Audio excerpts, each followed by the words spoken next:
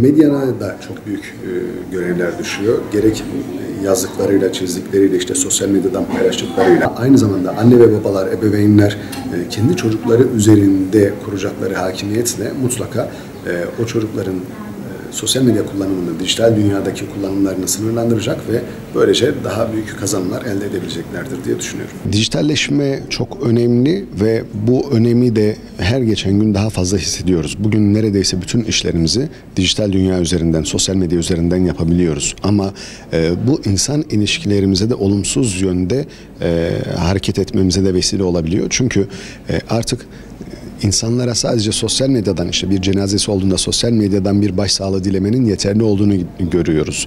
Gidip bir taziyesine katılmıyoruz. Ona bir sarılıp acısını paylaşmıyoruz. Ya da sevinçli, mutlu gününde işte gidip de onunla o mutluluğunu paylaşmıyoruz da tebrik ederim yazarak bu işten kurtulduğumuzu zannediyoruz. Aslında sanal dünyayla gerçek dünyayı birbirine tam entegre etmeden de zaten bizim toplumsal anlamda da huzuru ya da mutluluğu yakalamamız çok zor.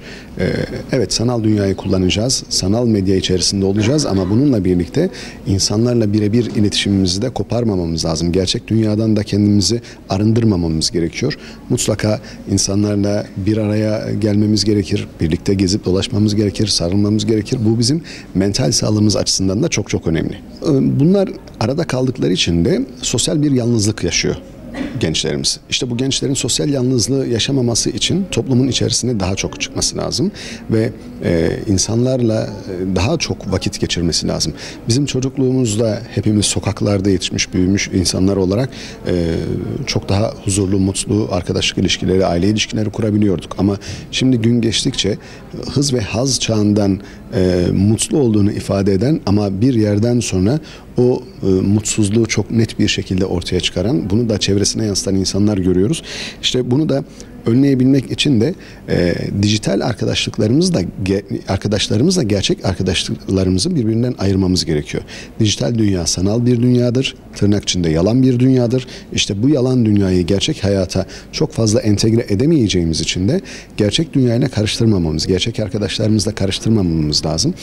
Ne zaman ki doğru ilişkileri kurabilirsek insanlarla, o zaman çok daha huzurlu, çok daha mutlu olabiliriz. Aksi halde yalan dünyanın o yalanları içerisinde psikolojik anlamda hem sorunlar yaşar hem de büyük problemlere sebebiyet verebiliriz toplumsal anlamda.